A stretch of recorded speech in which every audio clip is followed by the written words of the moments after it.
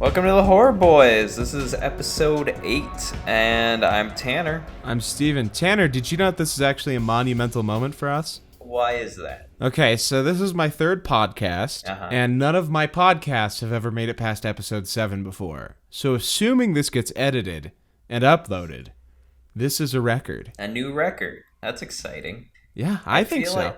I feel like this podcast was built for longevity. Longevity? Yeah, we've just got the format down, and I think we pretty much have an endless amount of things to watch. The format is that we just watch movies and then occasionally cover them. We cover them all the time. We watched one the other day we're not covering. Yeah, but we're not going to talk about that, and we're not giving it any airtime. So this will be deleted. Yeah, what did we watch this week, Steven? Okay, we watched 3 movies. We watched Revenge, awesome French New Extremity film. We watched Deathdream, a.k.a. Dead of Night, directed by Bob Clark, the director of Black Christmas and A Christmas Story. And we watched Children Shouldn't Play with Dead Things, which is the first movie we'll be covering. That was also by Bob Clark. We were inspired to watch it because we enjoyed Deathdream. Well, yeah, since that's the first movie we're covering, what did you think of Children Shouldn't Play with Dead Things? Well, I thought it was awful, Tanner. I thought it was really, really quite bad. I almost gave it 1.5 stars, but I saw you edit it 2, and I was like, I guess this movie had no ambitions, but it was a total waste of time. There were like 2 shots in the entire movie I appreciated, and everything else was just garbage. It was nothing. Nothing happened. I've already forgotten it. I didn't remember it while I watched it.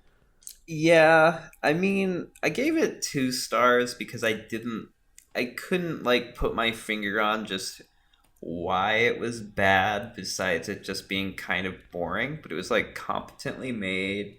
Some of the makeup was good. I even like the concept. It was just so boring. It was like the screenwriter just thought it was time for him to write. I mean, the screenplay had to be 2,000 pages because all the movie is dialogue. Yeah. And we were ultimately both disappointed because it actually has the same writer-director lineup as Deathdream. Which ruled. Yeah, and that's the only reason we really wanted to watch it. Because you haven't seen Black Christmas yet, but after seeing Black Christmas and Deathdream, I thought Bob Clark was gonna turn out to be sort of the underrated horror mastermind of the 70s. But if Children Shouldn't Play with Dead Things proved anything, it's that even he was fallible. Well, and I guess we should talk about what the movie's about, but I will say, it was made for $50,000, and he just got other people in college with him to make the movie with him. So you take all that in mind, and it's less bad, but it's just not a thing I think anybody should really watch nowadays. Yeah, it reeks of college film, or student film rather. It just, I don't know. I feel like those are always super wordy, and the dialogue is kind of bad. Yeah. And it's ambitious, but overly long. This could have been a better short film. Because they had a limited amount of shooting locations, so they're stuck in the same place the whole time. The sets are nice, though. Yeah. I don't know. Before we talk about it anymore, let's tell what the movie's about, because we're getting into it here. Okay. So a group of theater kids, we call them that, but they're led by a guy played by Alan Ormsby, who's also the screenwriter. He's got a horrible goatee. He thinks he's the next Laurence Olivier, and he takes all his theater kid friends to a creepy swamp area to try and resurrect the dead. But mostly he just wants to scare the pants off of everyone he's with. It's like a challenge to see if he can scare them and how badly he can scare them. Because some reason that illustrates acting ability, but really, in He's just a retrospect, dick. that's not that's not a like a feat of acting ability. And I think this film illustrated that, in fact, none of the actors had acting ability.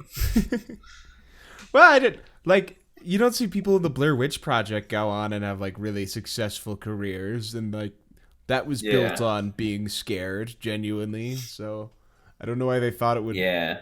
I don't know. I guess this came out before that, but still, it's just like a dumb idea. The concept of this director taking his cast into the woods and terrorizing them's kind of interesting, but not when the guy who wrote the movie's the same person doing this power trip, because it ultimately just Yeah. came across like some weird fantasy of his in a way. Yeah, he's a real Mary Sue. I don't even think he dies. And if we Yes, had, yes, he does. he does. See, Yeah, at the end. I had clocked out by then, I think. So he like dug up a body and he tried to do a ritual to resurrect it, and he's acting like he's doing all this to scare his cast, but then he also seems kind of disappointed when it doesn't go his way, and then eventually, just like kind of randomly, 20 minutes away from the ending of the movie, zombies pop out of the ground. That wide shot's great. And that's it. That's the only thing that this movie has outside of a kind of eerie final sequence. But yeah, he's one of the last people to survive the zombie attack. He throws one of the girls who's with him like into the zombie pit so that he can escape. He goes up, and then the corpse he'd been playing with all afternoon gets up and eats him, and then the rest get up and eat him. And there's some really bad 70s slow mo. Yeah. I think he about covered it. Yeah, there you You go. That's killed the whole the movie. segment. Yeah, but like that character, Alan, I think his name's Alan, and that's Yeah. his name in real life. Um, he's one of those characters that would have been dead in the first. He would have been the first one dead in any other horror film, Right. but he's like the Which main character in this, and it he's doesn't give it a insufferable. unique spin. Yeah, he's just like a really pretentious dick, and he just gets so many monologues, and then people yell at him like, "Oh, you're awful." And then he just Yeah, keeps doing what he's doing, and he just has so much fun with it. And you can tell he's enjoying the performance, but it's not fun to watch. It's just bloated yeah. and It reminds me of that. children. Reminds me of that other thing we watched, but we're not going to mention that. Um, You know what? I think we could. no, no, no. I don't know. That reply from him didn't make it sound like it was up for being torn apart. I don't know. I don't even know what that reply was. Do you what? He'll never hear this. Are you sure? I'm pretty sure. But he keeps Fuck it, we'll do it asking. live. Fuck it, we'll do it live. So, Tanner and I stumbled across, and I won't give any details here. We ended up with a movie in our hands that was still in the editing process. The guy wanted some feedback. And we watched it, and it was one of the worst pieces of shit we'd ever seen. It wasn't a movie. It was just really, really embarrassing. And it's one of those things where like you compare like a really bad student film from the 70s, like Children Shouldn't Play with Dead Things, to what people make now and pass off as that Yeah. same sort of thing. And there's a big Yeah. difference there. I mean, the amount of monologuing was about the same. About the same, but at least there was some cinematic versatility to it. This movie we ended up with was 98% a guy yelling into his selfie camera shot over like 12 years. Yeah. It was just garbage.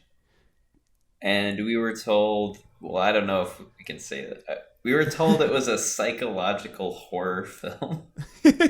And Which it was not at all. I mean, it kind of was, because I felt like it was like the closest thing I could relate it to was like waterboarding. Um, Yeah, it We were was. getting waterboarded though, not anyone in the movie. Oh no, we were the victims of the psychological horror. Um, yeah.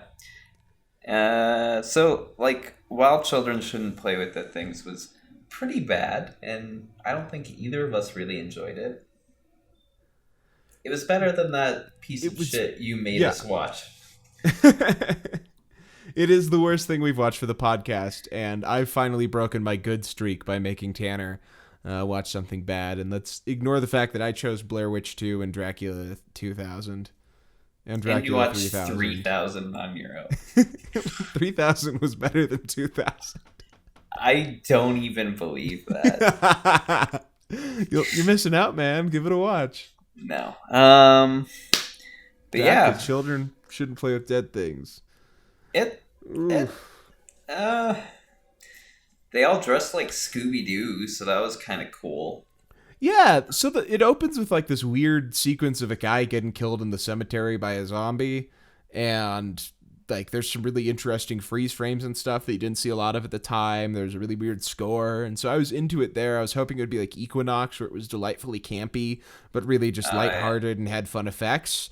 And so when everyone's getting on this island where they buried, I guess, insane criminals or something, it starts out pretty fun, kind of, because you have the hope that it's just going to be a Scooby-Doo sort of thing, but then you realize who the main character is, because he's introduced by staring at a girl's ass and then being like, I call dibs on her. Haha. Was it the girl's ass, Steven? I feel I like don't know. it may not have been. It was very flat and Tanner, I don't, I'm not masculine. here to body shame. I'm not That's not what body I do on this shaming. podcast. I'm saying it was a cinematic moment of It's like the in Persona where they're the man's hands instead of the maid's hands. That's what you're saying in there. yeah, it's like Okay. Seinfeld Right. where the woman has man hands. Yeah, okay, I get what you're saying. This is so you're saying that children shouldn't play with dead things is Bergman-esque. That's what I'm getting from this. Yes, that is Okay. exactly what I'm saying. Yeah. One thing I did like at times was that the screenwriter's, I think, sister, Anya Ormsby, is in this, and I think she plays a character named Anya, which is interesting again. But That sounds right. she was super. She has a super spaced out performance. It got a little old, but if it had been given to me in smaller doses, I feel like I would have really vibed with it. Yeah, she's the best performance in this, I would say, but then she's given like one too many moments, Yeah, couple monologues for her where no, that's not great. yeah.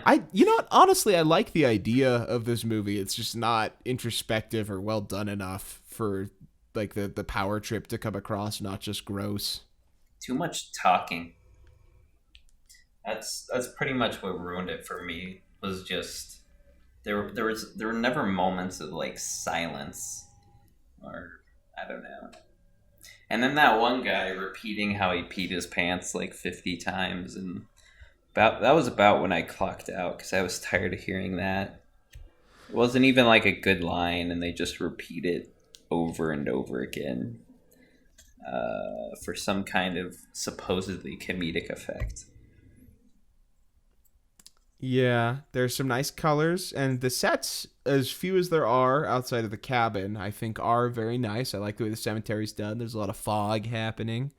That's all neat. The sequence where the zombies rise from the ground again is really cool. Weird lens choices there. And then the movie turns into like a really bad version of Night of the Living Dead. And then it ends, and the ending is kind of cool because I don't think there's any noise. It's just completely silent.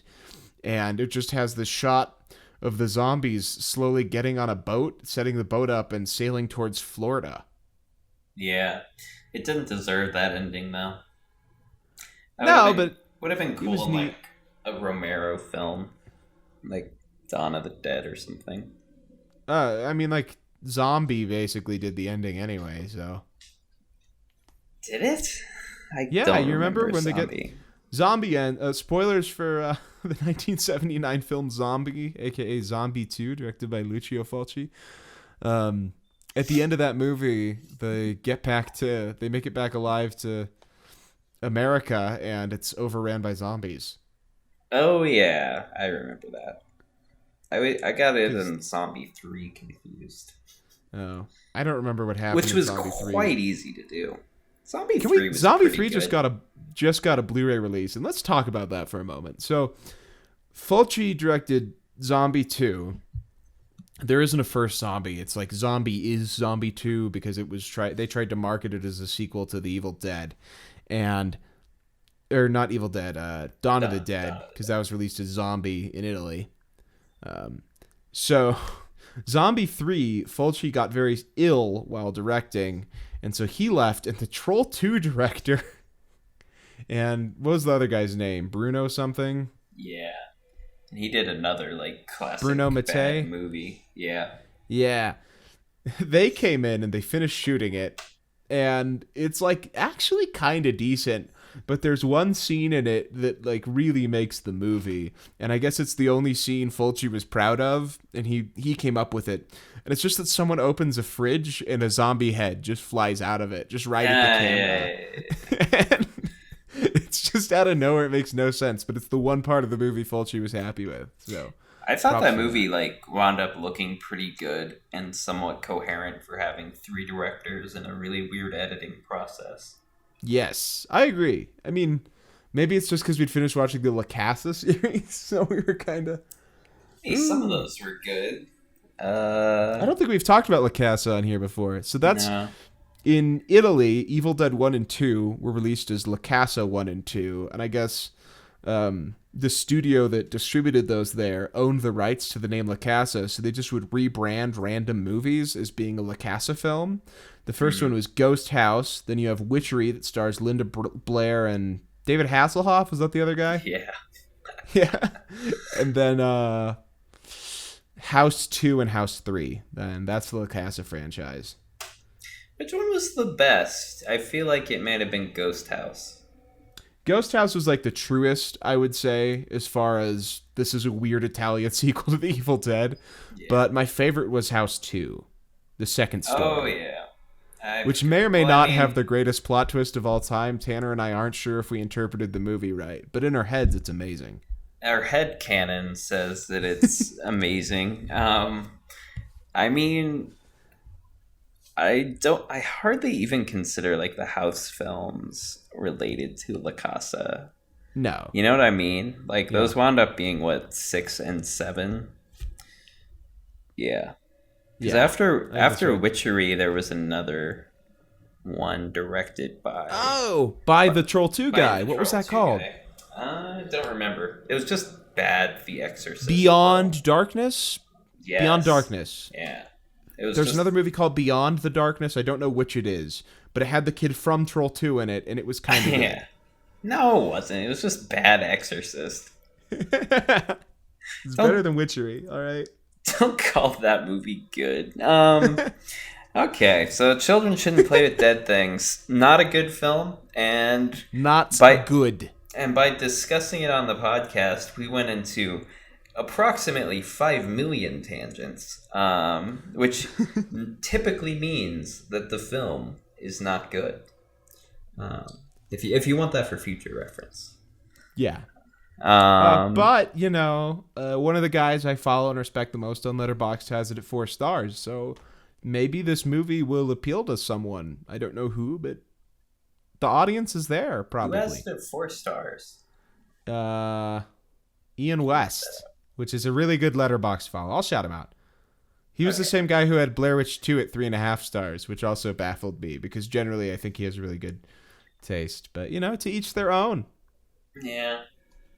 Well, I mean, I can see how this can be appreciated from like an aspiring filmmaker kind of point of view.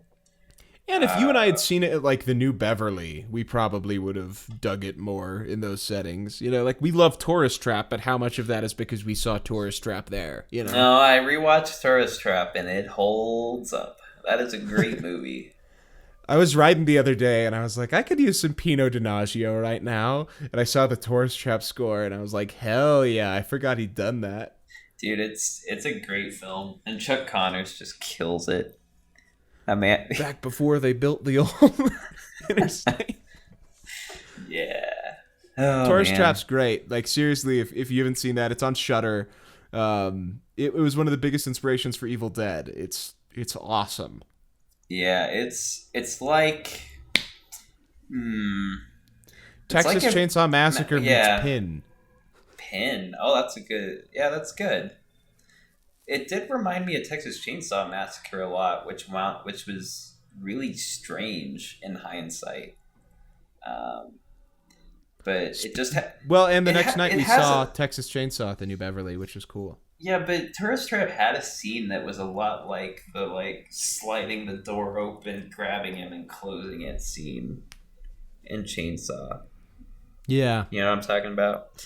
yeah. I don't remember the context in Tourist Trap, but another tangent. Everybody go watch Tourist Trap. Much better than Children Shouldn't Play with Dead Things.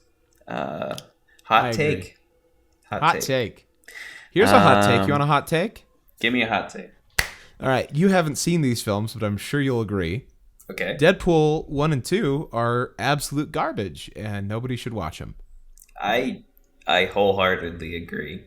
The character of Deadpool is bad and has always been bad. When I was 12, I liked Deadpool. I'm pretty sure I have an old Facebook profile picture that's him. But, you grow up and you learn. Do you still have that? I hope I can delete it. I'm gonna attempt that now. No. now that Well, I've I'm said gonna this. go look for it.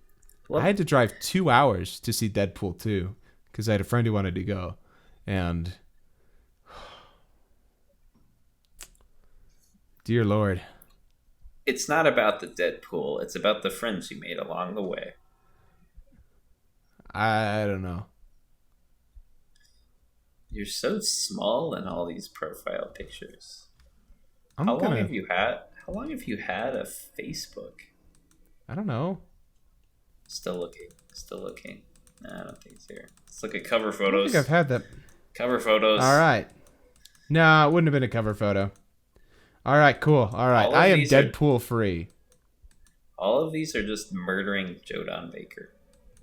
Well, when you're 16 and you have a lot of pent-up aggression, what are you going to do? I was 14 when I made those, actually. Yeah. Jodan Baker outlived Garrett. How fucked up is that? That's sad. All right, Jodan, if you're listening, just kick the bucket, please. Oh, boy. Okay. I'm going to cut all this. That's good. So, yeah, Okay. Deadpool 2, garbage. Don't see it. Speaking of Texas Chainsaw Massacre, you know what movie reminded me a lot of that? Oh, why, What's yes, that? it is the next movie we're watching. What was it? Deathdream, a.k.a. Dead of Night? Was that it?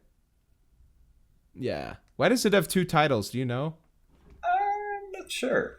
I probably should have looked that up to make this podcast seem coherent. It was also directed by Bob Clark, who did Children Shouldn't Play with Dead Things. It's what inspired us to watch Children Shouldn't Play with Dead Things. But this was much better. Otherwise we wouldn't have watched the other movie, obviously. It's a Canadian horror film, so those are always good. Bob Clark always bringing us the Canadian goodies with such famous movies as A Christmas Story, which basically ruined his horror career. Never made another good movie in general after that. He made Porky's after that, didn't he? No, I think the first Porky's at least was before it. Because what was Christmas Story, Oh. 1982? Yeah, you're right. Yeah, I think Porky's 1 was 1980 and Porky's 2 was 1981. Well, that's sad. Yeah, but you can't speak to this yet, but you will eventually. He truly had two horror movie classics in the 70s, and he basically just never did them again. He has some of the most unnerving horror films I've ever seen with Deathdream, and Black Christmas. Black Christmas really caught me off guard because I thought it was going to be a campy Christmas horror movie, but it's really kind of unnerving. Rest in peace, Margot Kidder.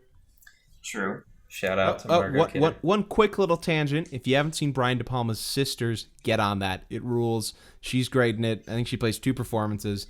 Really good, really trippy little flick there. It's an American Giallo. Highly recommend it. And if you want to remember her fondly, never see Superman 4: The Quest for Peace. She's fine in it, though. She tries her best. She always did. Rest in peace. I think Superman 3 is actively worse than 4. It's just that 4 is duller. And so that's what gives it the trickiness there, you know? We're not going on a tangent this time, Steven. This was directed by Bob Clark in 1974 and follows a Vietnam War, I want to say veteran, but that's not quite true, is it, Steven? A guy is killed in Vietnam, but somehow, inexplicably, he shows up at his family's house basically hours after they received the telegram that he's dead. And something seems really off about him. Isn't that right, Stephen? This has gotten hostile? I don't see where this energy's coming from here. Yeah, what's going on there? Let me tell you something.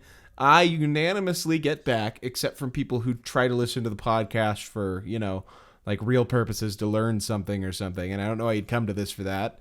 I unanimously get back that the tangents are the best part of the show. So. Oh, you do? Well, I don't know. I think only Raph has said that, but nobody else has commented outside of a certain someone's callous reaction to the first episode that really broke my heart. That's okay. She was just trying to be productive. Yeah, it's okay. Like Emily hasn't listened, so it's fine, What's Emily's problem? Anyway, cut that. Wait. We're going on another tangent. Just kidding. So basically, he is a Vietnam PTSD veteran vampire. He's both a zombie and a vampire, right? Yeah. You get the impression the family, through their grief, kind of wills him back into existence. But he's really messed up. Yeah, it's a monkey's paw sort of situation. Because you get that opening scene where he dies in Vietnam, and then you hear his mother calling for him to come home safely, and then you see her praying at the dinner table a little bit later. Yeah. And that's what brings him back. Yeah. But evil. Yeah, and the guy who plays Andy, is that the name? Yeah, it's Andy, is Richard Backus, and we gotta give that guy props for his performance. I don't know what else that man has been in, but he truly creeped me out in this one. Yeah. He doesn't even have a picture on Letterboxd, I don't think. Yeah, I don't think he's... I think he was mostly a soap opera performer. All right, so let me get into my 2 favorite things about this movie. Can I do that real quick? Yeah. Or sure. 2 of my favorite things, because there's so much to unpack with this. I love this movie as an allegory for PTSD because it came out 4 years before The Deer Hunter, and that was like the first direct look at PTSD from the effects of the war on Vietnam and all of that. You have PTSD in cinema beforehand, but it's different than the way we reevaluated it kind of in the early 80s. Yeah. And this movie, if you view it from that mindset, I think it really nails that. Yeah. Obviously I haven't experienced it firsthand, but this seems to express exactly the kind of sentiments you read about with the Vietnam War, with how many just kids didn't come back, and their parents grieving about that. It always felt like there was something different about it, just because it was, we hear all these horrible things about the Vietnam War. I'm failing to get really deep here, but Agent Orange, yeah. He was quite the guy. No, I'm just kidding. I know that's a chemical thing. But yeah, Another thing I love is the way it kind of sorry. spins the vampire mythos Uh a huh. little bit, because this is like, he's not your traditional vampire because he needs blood, but if he doesn't get it within a certain amount of time, he starts like rapidly decaying in a really grotesque fashion, and the makeup Yeah. they give him is just phenomenal. Yeah, Um, it's really great. His skin's just like flaking off. I mean, it and looks it's really interesting good. because I don't know, I didn't view him as evil. You know what I mean? Like, he doesn't really do anything good at all once he comes back, but I still sympathized with him. And Yeah. I don't know, He's when he's dealing with people like that shitty doctor, I was pro he murder. yeah, he was more like sort of a tulpa without much of a personality. Um I I don't know. You just like you do feel bad for him. He's like this family's construction or failure to construct their son who is dead by all accounts. I think that's really fascinating. Like, I wish there was scholarly work done on this film because I feel like there's so much you could write about it, but I feel like it just has had no attention whatsoever. And compared to Children Shouldn't Play with Dead Things, this movie is a godsend. Like, this is probably my second favorite after Intruder, as for movies we've done for the podcast. I think number one is still probably Intruder for me, and then Angst, and then this. But it's up there. I mean, it's like Angst, where it handles this deeply psychological process earlier than a lot of movies did, and so much better than I feel like they do now. Yeah, I can agree with that. Yeah. We should What do I talk want to there's a say? really surreal atmosphere to this movie. Like, it's somewhere between the really horrifying parts of the Texas Chainsaw Massacre and just the really subtle parts of Eraserhead. Like, it's this just really weird, eerie feel that you get the whole movie. Yeah, it feels like the family is sort of I don't know. I don't even know if it was intentional, but the family sort of feels like a construction all their own. Like, the sort of like stilted familial back and forth Yeah. that you got in Eraserhead. You kind of get that in this, and it's really like it makes the whole thing really unnerving. Like that happened And, from the get go, and I was kind of surprised by it. yeah, at the start, I didn't think it was intentional, but as the movie went on and we saw how the father was reacting to his son's actions, and then especially those scenes at the end with the mother, I think it probably was all meant to be a commentary on American ideals at the time and what the family thought it should be. And there's this really weird line where the mom talks about her son going off to war to spite her almost. Yeah. Well, both the parents have like a weird there's sort of a weird attitude. Like the mom at one point yells that the dad didn't want the son to come back. Um, and I don't know what that meant, but I feel like there's just something really deeply psychologically wrong with the family as they're dealing with their son who's just not there, you know? Yeah, definitely. I feel like the sister character, she got a lot of screen time, but I don't think she was as clearly developed as the others were. She seemed a little dim and not picking up on what her brother was doing. Like, the Yeah. mom seemed to have a pretty grand view of how messed up he was. She just didn't want to accept it, but the sister just seemed totally oblivious to it, and I don't really know why they went for that the way they Yeah, and did. it's well, I mean, the dad's performance is great too. Like, Andy at one point strangles the dog, which was with one hand, and it was It's like, horrifying in front of children, yeah, small children. yeah, and you just get this like frame of one of the kids crying, and it's really really uneasy. And then the dad's sort of reaction to that. Um, yeah, like I don't know. I just like the performances in this film are great. The script seemed extremely tight. Yeah. Um, what else do I want to say about it?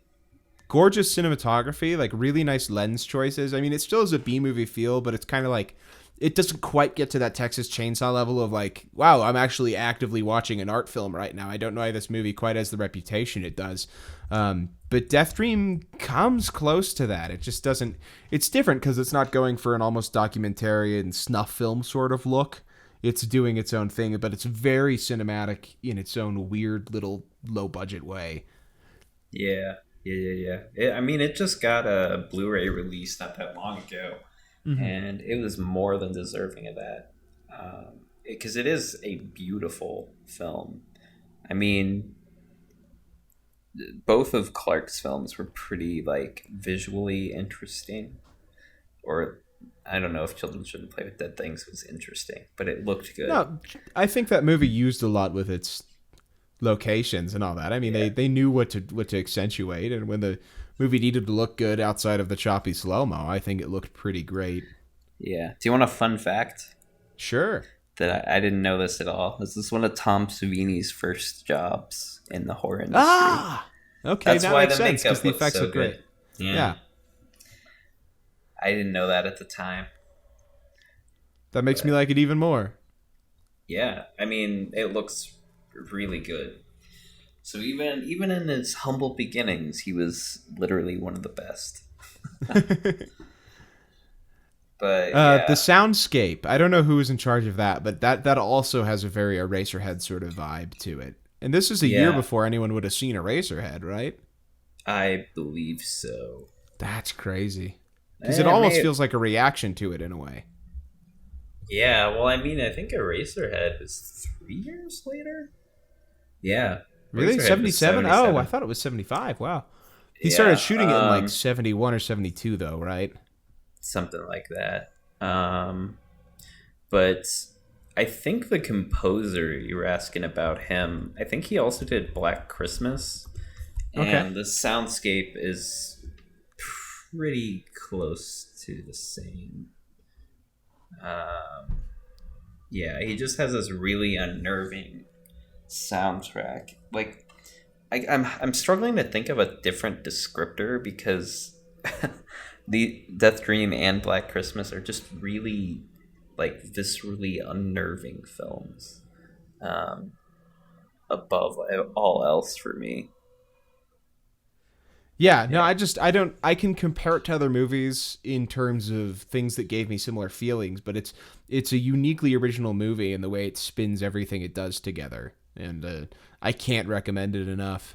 I can't think of like a true comparison, honestly. Like, kind of like you said, are you saying that like you could only like say certain parts seemed like this?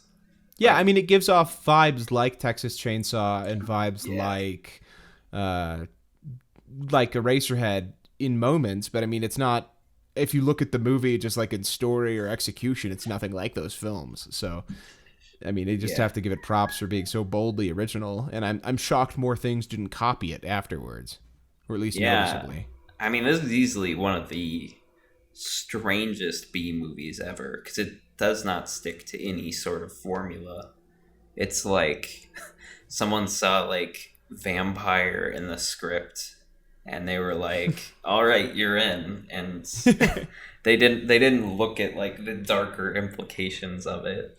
Yeah, I I don't mean, I know. guess It's I can't think of if a I single thing that is remotely similar to this. I haven't seen Martin, but I feel like this is kind of close to that in the way they handle the vampire Oh stuff. yeah, But this I is think more you're kind of it's right there. but it's this is obviously that he is at least undead and he has to do it. I think Martin's totally ambiguous about all of that. Yeah. If Martin's like a Holden Caulfield, then what would Andy be in this? He'd be like, I don't know. Jack Kerouac and On the Road. I guess that may be right. Yeah, I'll Sure. go with that. I've only read one of those books, but okay. I'll go with that. Yeah, but like, can't recommend this film enough. Yeah. Get the Blu-ray restoration. So if you want a movie that's like Eraserhead, Texas Chainsaw Massacre, and probably Martin, which neither of us have seen, we've only watched clips because we can't actually find the movie anywhere. Watch this. Yeah, and if you just want a unique B movie experience, go for this, because this is one of the strangest ones I've come across. And we've watched it a lot.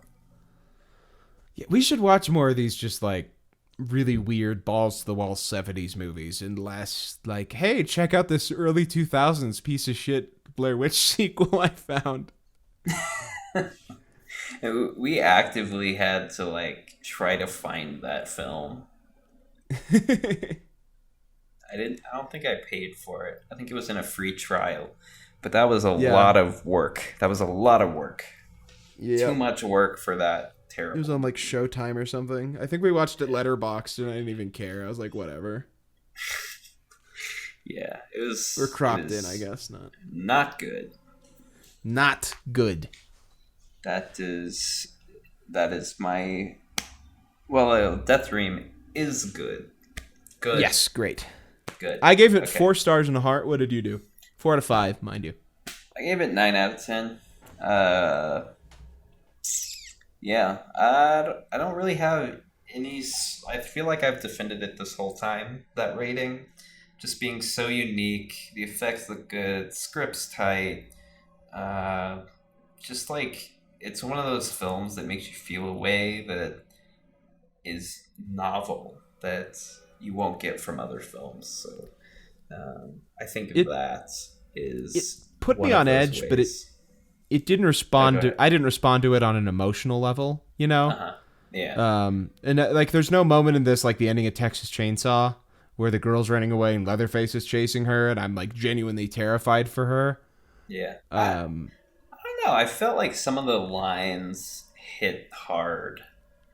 Uh, Sure, I'm yeah. trying I to mean, there think are of some of moments, but I them. just don't think like I don't think the character work on anyone except for Andy was strong enough for me to care. Like, it's like Yeah. every character in this is the parents and the guest, and nobody is the kids. You know what I mean? Yeah. I see what you mean. That's true.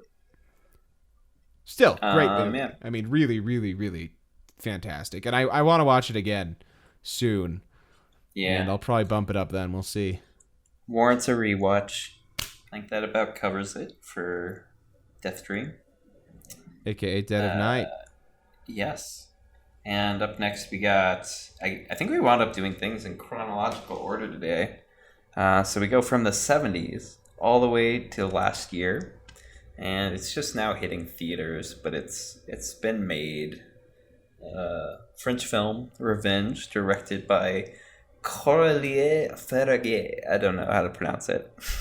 You go for it. I'm not gonna try, and I don't have it in front of me, so I'll just stick with your horrible slandering. Okay. It stars Matilda Anna Ingrid Lutz. And I believe this is like her first or second film. Is that right? She's in Rings. Oh, excuse me. I forgot about that masterpiece.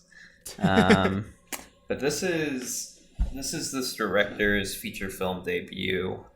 It's essentially a feminist reworking of exploitation films, rape revenge films, which were a thing in like the 70s with things like I Spit on Your Grave. Last House on the Left. Yeah. Can't think of any others, Thankfully. but those exist. So Yeah. before we dive into the movie, can we talk about the genre? Yes. It did Okay. not. Okay, go ahead. I don't like any movies like purely like from the 70s era specifically. I don't really like any of those classics. I haven't seen all of I Spit on Your Grave. It just felt kind of tactless to me. Last House on the Left, same sort of thing. I like the David Hess score and his performance is good, but other than that, it's just gross and kind of immature. Especially when Last House on the Left is a remake of Ingmar Bergman's The Virgin Spring, which is one of the finest pieces of filmmaking I've ever seen. So Yeah. doing that and then putting it, I guess, like the not even an interesting twist on it, other than it being in modern day and being more violent, isn't. There's just nothing going on there that would keep me engaged. Yeah. I like Irreversible from the early 2000s, the Gaspar Noé film, and I like Elle, the Paul Verhoeven movie, which doesn't even really qualify because there's not an active revenge happening. In fact, the the woman being raped is one of the least substantial things happening in her life because it's just a really weird character piece about a messed up person. But yeah, I don't have fondness for this genre, so I was interested to see how someone would take it and spin it into something that would garner this much praise because this movie's doing bangbusters with the critics. Which begs the question, Steven, did it spin that genre? Because I have the personal opinion that it didn't that much. No, it really didn't. I didn't think, and we should say we both quite liked this movie, Yeah. and so it spun it in that it's a mostly enjoyable film in the genre, which is hard to achieve. Yeah, it doesn't leave the genre. The only thing that could make this film remotely feminist is the fact that the director's a woman, but you're not like that's not how you're supposed to watch films.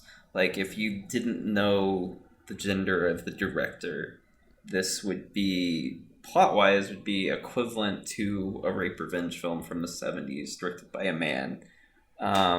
It even has the creepy male gaze in it, but I didn't get the feeling that it was making a statement. It just felt like the creepy male gaze that you'd see in the Yeah, 70s films. I've heard people say that this is like a rejection of Michael Bay style filmmaking where the woman's treated as an object. It And absolutely it isn't though.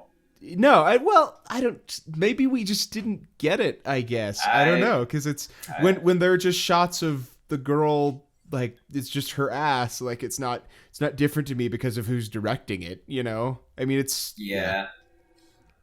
I mean, yeah, that was my opinion too. And like I enjoyed the film. I don't know if it should be getting the praise it gets because I was genuinely hoping it was going to be like I don't know, just sort of a reversal of those tropes. Like first of all, why'd she have to get raped? I guess because it's a new French extremity film. But I feel even though like, I've seen quite a few of those, and I can't outside of I guess Irreversible, I can't think of any that actually had rape in them. what do you mean? Like new French extremity films, like most of Oh them yeah, shied yeah. away from like really hardcore sexual violence and just like played purely on just like a grossly physical level. I've seen quite a bit of rape in those. Really? Oh, okay. Yeah, well, like I watched a lot of God, what's his name?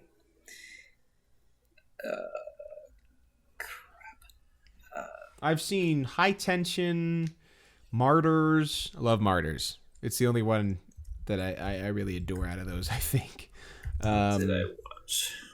We watched that one bad one that Oh. people seem to like, Frontiers. That was terrible. That was just a bad horror movie. I watched Bruno Inside. Dumont films, and those always Okay. had some form of rape in them. Uh, yeah, but like, what do I want to say? She didn't seem particularly like powerful, or like she was given some sort of like. She didn't get that much agency, I guess. Yeah, I mean, it towards no, because like there's no point where it's like, okay, she is just undeniably unstoppable right now. She always is. She always is like finding her own little pitfalls, which I found fascinating. But at the same time, I don't know. I don't know what this movie did to make people say it was as revelatory as it was to this genre. I don't. It does. I saw reviews saying like this is the ultimate she did that movie. And it's like people who like I've seen in other reviews saying like any movie that features rape is a movie that is going to get like it's score detracted from me because there's no reason for that. But I don't personally see what made this movie any different. Yeah, I found it firmly within the genre, and like the people saying that like she did that stuff, like, I mean there was some brutal stuff, but it's like nothing You that wouldn't see in other outside movies in the new genre. French Yeah. extremity, or even the rape revenge genre. Yeah, like I mean the kills in I Spit on Your Grave, like the original and the remake are very brutal. Like there's a Yeah. scene in I think it's I Spit on Your Grave 3 of because they made like a whole series off of the new one, and like a guy gets his penis cut in half with a knife while she like is forced to suck his dick. Like it's you will get all sorts of moments like that in this genre. I don't know if people just Well, haven't seen movies made like this before. If that's part of it, I'm just not sure. that may be it. I don't know. Cause like I wanted it. Like I wanted. I mean, this sounds weird. I wanted like even just symbolic castration or something, some Mm-hmm. form of like agency, taking back what's hers. But it's just she just kills them. Yeah, and there's And then there's like a there's some ham-fisted dialogue in the very end. yeah. But that seemed like thrown in there last minute. Like like I don't know. It just felt it was a genre film, which I was not expecting it to be. I guess we should probably spell out a little bit of the story for people.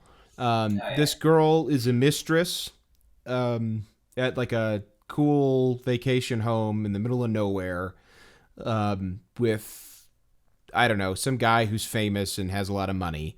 And she and him are just hooking up over the weekend, having a good time. And then his hunting buddies show up a day early.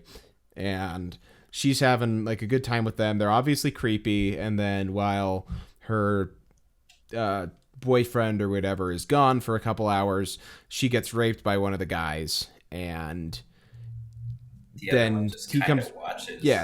Yeah, the boyfriend Her, comes back. His steps. solution is to throw her off a cliff. She falls off a cliff and gets impaled on a tree, and then from that point onward, the movie gets pretty bonkers. Um, Yeah, it's but got I good guess action. yeah, it does. We should Like maybe the we main should girl's performance is good. we should view this film without the context of any of the criticism or praise that's been heaped at it, and just talk about it as a movie. I think because I think that's a good way to go. that Yeah, that it's gets just that gets too complicated, and I feel like our opinions differ from the majority. And it's I just don't know. Maybe we're not getting it's hard something. it's hard to view it like that without, I don't know. Like it was like if I were to just say, I thought Black Panther was okay. It was just a normal superhero movie to me. I don't really see what it did differently. Like I can say that, but then you have to look at like I can't ignore the giant cultural movement around that movie, which I did think was really cool, you know? And I feel Yeah, like it's a much smaller scale thing, but I feel like in the horror community, I'm seeing this movie make those sort of waves. Like I'm seeing people who would not watch a movie in this genre watch this movie because of the things people are saying about it. And yeah, I don't really care what people are saying about it, other than that I guess I was just a little disappointed because I guess I expected the movie not to be what I would have expected if there hadn't been any praise thrown its way. yeah. I mean, yeah.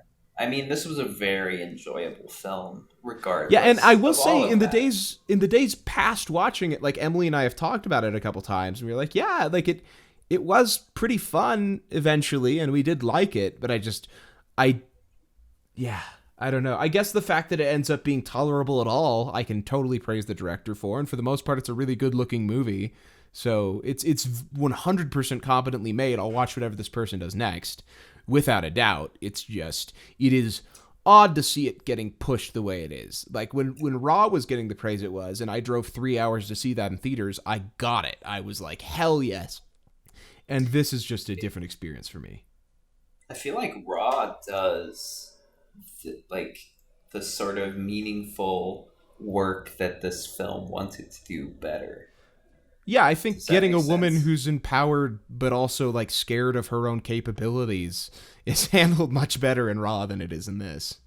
Yeah, and this, I don't know, like I wanted more characterization. Maybe I'm wrong. I don't know. I feel sketchy about commenting on things like this at all Yeah, and I will because say this movie I'm is not a dense enough woman. that like maybe we'll feel differently rewatching it. And yeah, like I guess I did try to go out of my way to talk to Emily about it to see if she felt differently, because you and I were firmly in about the like we don't see why the rape had to happen, and she thought it was necessary for the movie they were telling. So Yeah. I mean, I guess I mean, the rape puts it in its genre, but I don't think it was handled in a way that makes it different from any of the like male gaze movies of the genre. Yeah, if the director hadn't still been going for like ass shots and like Pole dancing. portraying, yeah, doing just like the total male gaze vibe, I don't think it would have bothered me as much. But it was like, I, I, I don't know. I just didn't feel like she was. It was like, why am I seeing the rape victim portrayed this way? And I would have felt that way if I was watching a movie directed by a man. You know? Yeah. Okay, I feel like we've done that a lot. We should talk about why we the movie liked it, and what we liked and what we didn't like about the actual movie. Okay. Well, I talked about this as we were watching it. Let me rearrange myself. My ass is sore. Okay. I have a huge bias against digital film these days. I don't know what it is. And I think I would have liked the way the movie looked more if it didn't have the sort of like digital color grading it does. But like in terms of like frame shot construction, composition, it actually that, looks pretty good. Yeah, and yeah, that was Go weird ahead. to me because the movie starts and it's like it looks like a Larry Fong movie. Like it's so colorful and it's so artistic, and then like once it starts getting out into these like wide open shots of the desert, it loses that. And I wish they had been able to keep up that level of visual creativity the whole movie. And I don't really know what went wrong there. The camera they were using, and I couldn't find any technical aspects for it. I'm sure they shot this on an Alexa or something, but the dynamic range was having a lot of trouble like keeping up with both the really like harsh orange of the desert and the blue sky. So some of the shots they really heavily and well did a good job, like manually pushed the sky to this gorgeous blue, but other times it was like the whole frame was almost gray in a way, and that bugged me. I think that was the only thing that bothered me about the fact that it was shot digitally. Other than that, I was fine with it, and I mean, like, I don't expect any less from independent filmmaking. It's just what you have to do, but I do think the movie would have been able to push a little bit more if they'd either been using a camera that would have been better suited for it, or I guess just taking the time in post to push as much as they could have. But sometimes the colors are going to bend. You don't know what you can do. So I understand where they're coming from there as a filmmaker. It was just unfortunate that it didn't keep up that like really amazing visual creativity it had in the first 30 minutes and the final like 20. Yeah. Well, and now the major point of praise I would think would be the gore. Is that the same for you? Yeah, no, definitely the shocking violence you get at times, I think is pretty incredible. There's this part where a guy steps on some glass and he gets these giant shards of glass stuck in his foot. He's just ripping them out. I don't know. It went on forever. It was awesome. And all the gore effects have these just like really nasty blood spurts coming out. Like it's like someone's just pumping and pumping and pumping the blood through. Every time that happened, Emily and I were just cringing like, ooh. Like when she takes peyote to get the stick out of her abdomen. Yeah. And just every time she breathes out, just blood spurts out of her abdomen. And like the effects are just really good. Like you said about the glass foot, it was like he was trying to get like a coin out of a meat wallet. And he's just digging in there. Like it was really good. Like really, really upsetting. Yeah, no, they definitely. There's a part at the end where this guy gets shot and he's holding in his guts as he's fighting, and he like covers himself in saran wrap, like to keep his no, all that was. And I guess the movie starts out and it feels pretty realistic and grounded. So like from the opening minutes, you're not going to expect the violence to be done quite the way it is.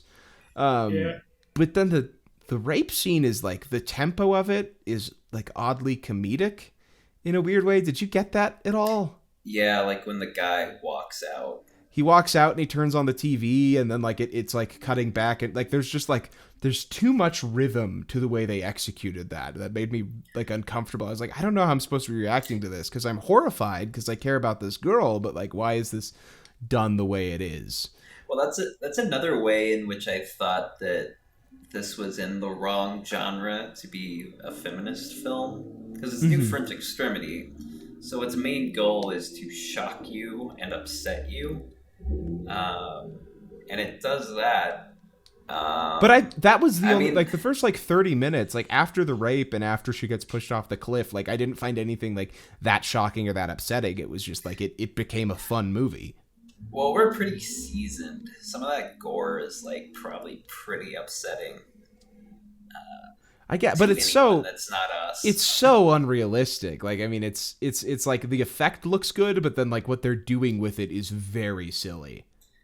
I mean, I kind of disagree, just because I don't know. Like, I'm trying to think of the first time I watched a movie with like really upsetting gore, and it is comedic, but I feel like it's too realistic to just put aside as totally ridiculous. You know what I No, mean? I guess yeah. It's not. There were moments that I was. I guess yeah.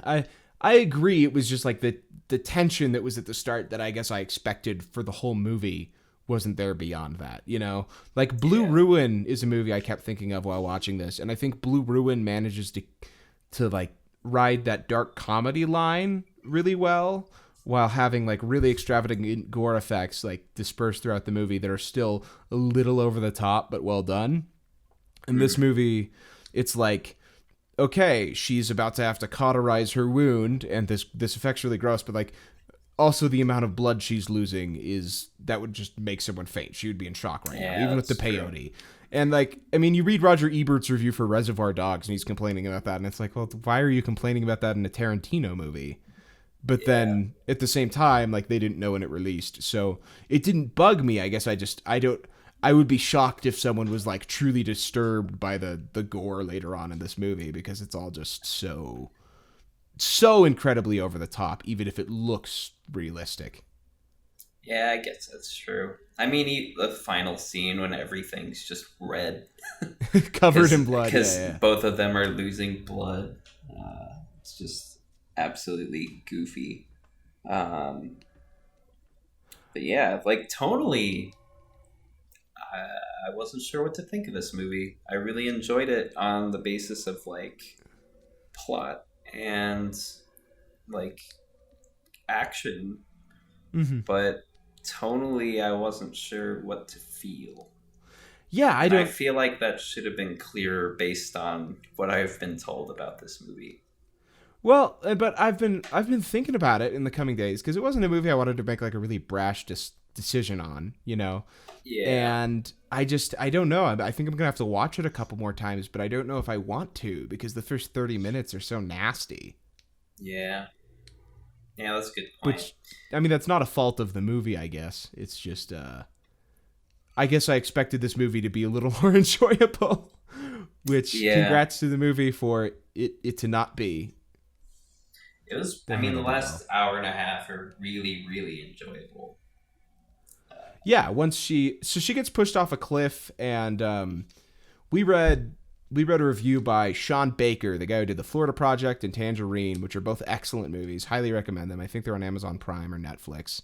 Um, and he basically said he had to think about the movie for a couple of days, because like once it started getting pretty silly, like the way she gets herself off this tree she's been impaled on, that's and somehow survives, is by burning a bush with a lighter, and then that like just burns the right part of the tree so she can just fall off and be safe.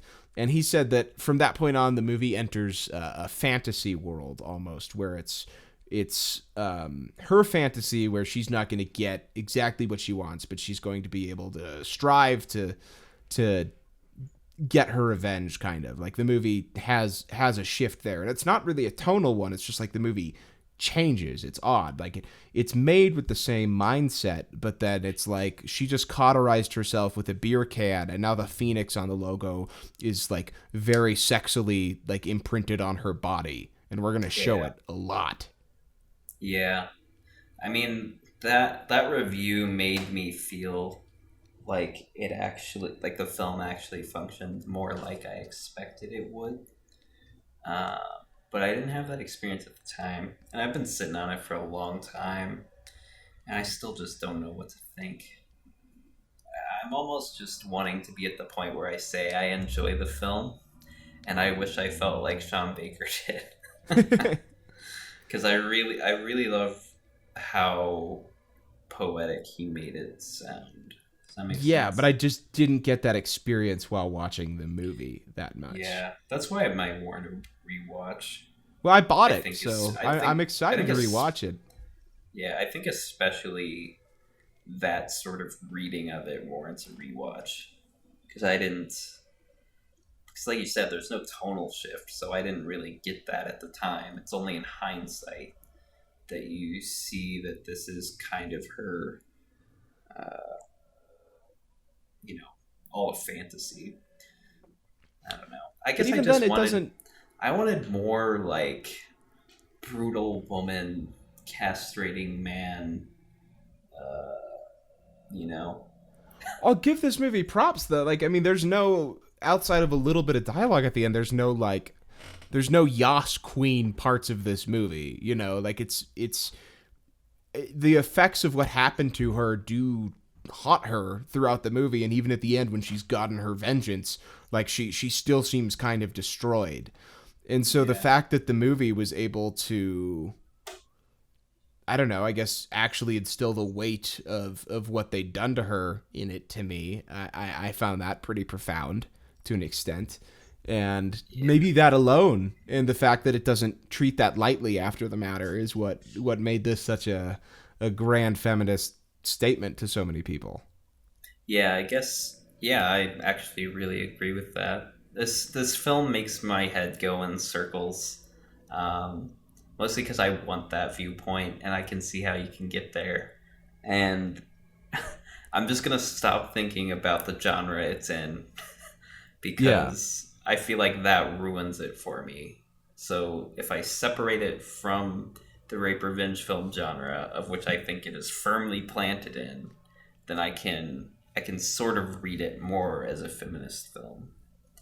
I had talked to a Shudder representative on Reddit, and they said I could PM them if I wanted to try and get someone from there on our podcast. So Yeah, I think maybe in a couple weeks we should hit them up, rewatch the movie, and then revisit it because I there's a lot to swallow here. It's phenomenally directed. Like the action is very very well done, especially for a movie like a directorial debut in a movie of this size. I don't know what the budget was, but I can't imagine it was huge. Had to have been yeah. decent for a lot of the stuff they did, but Oh yeah, for sure. Well, I mean, it's French, so it gets like a ton of like government funding. that's true. I mean, we need to arrange our film. Well, I took that French film culture class, and now I firmly believe that the United States needs to set up the film industry like France does, where like all like a lot of the money from that goes into Studio Canal and television goes to fund like artistic projects.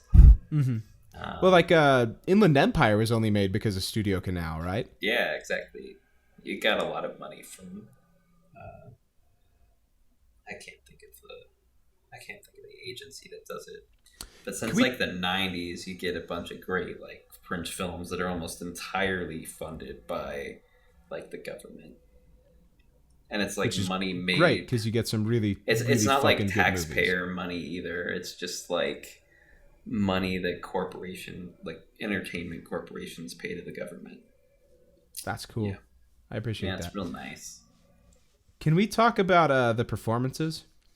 Yes, Main Girl was amazing. I don't. I think she was very, very good. I don't know about amazing. I'm seeing her get a lot of praise thrown her way, and I feel like from a certain point onward, like post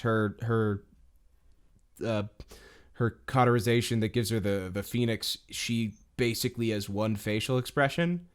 But at the Yeah, same time, it's such a physical performance. Like I don't. I mean, she owns the role, so I'll give her total credit for that. But I feel like maybe I should have been a little more emotionally destroyed, like watching her process. But you know what? I'll say it. she gave a better performance in this than Leo did in The Revenant. True. I'm conflicted on whether I think we see enough of her like consciousness or not. Yeah, she kind Because of becomes like, like an android at a certain point. well, yeah, like the if we were to take like everything post impalement as fantasy, then that could entirely be like her vision. But if Mm-hmm. we're to take it as like actually happening or something of like that nature, then we actually don't get that much agency from her apart from a few like hallucinations, But which even are those, it's just like she's admittedly running hard to decipher. and she like you see an iguana. Like I don't, those didn't stand out to me. I feel like if they were really trying to say something about her psyche in that moment, it would have been a little more obvious. Yeah.